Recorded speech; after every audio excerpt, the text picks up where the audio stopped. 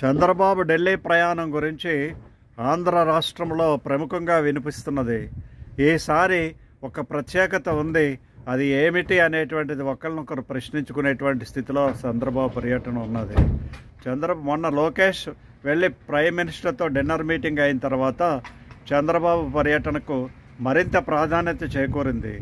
ఎందుకు అంటే జగన్ మీద ఉండేటువంటి ఎలిగేషన్స్ అన్నీ రెడ్ బుక్ నుంచి తీసి మోడీ గారికి అందజేశారని, ఆ రెడ్ బుక్లో ఉండేటువంటి విశేషాలు మోడీ గారు పరిశీలన చేసి ఉంటారని, ఇప్పుడు శిక్ష ఖరారు చేయడానికి పాత కేసులన్నింటినీ కూడా తిరగదోడి అతనికి బెయిల్ నిరాకరణ చేసి వెంటనే జైలు శిక్ష అమలుపరిచే విధంగా చంద్రబాబు చర్యలు తీసుకోబోతున్నాడని, దానికి బలంగా ఉండడం కోసం రాష్ట్రంలో జరిగినటువంటి మరిన్ని కేసులు బనాయించేటువంటి ప్రయత్నం జరుగుతుందని. అయితే ఈ విషయాలన్నింటినీ కూడా చాలా సీరియస్గా తీసుకునేటువంటి సెంట్రల్ గవర్నమెంట్ కూడా చంద్రబాబుతో చర్చించిన తర్వాతే ఫైనల్ నిర్ణయం తీసుకుంటారని మాటలు వినిపిస్తున్నాయి. ఎంతకు ముందుగానే జగన్ బెంగళూరులో, హైదరాబాదులో రకరకాల అడ్వకేట్స్తో మాట్లాడుకొని తను ఎస్కేప్ అవ్వడానికి కావాల్సినటువంటి ప్రయత్నాలు కూడా ఈయన ముమ్మరం చేశాడు.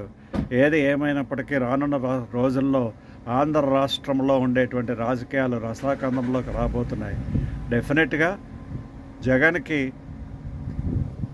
వైఎస్ఆర్సీపీకి ఇది చాలా గట్టి దెబ్బ అని చెప్పక తప్పదు. అసలు ఆ పార్టీ మనుగడకే క్వశ్చన్ మార్క్ అని చెప్పక తప్పదు. జై హింద్, జై భారత్.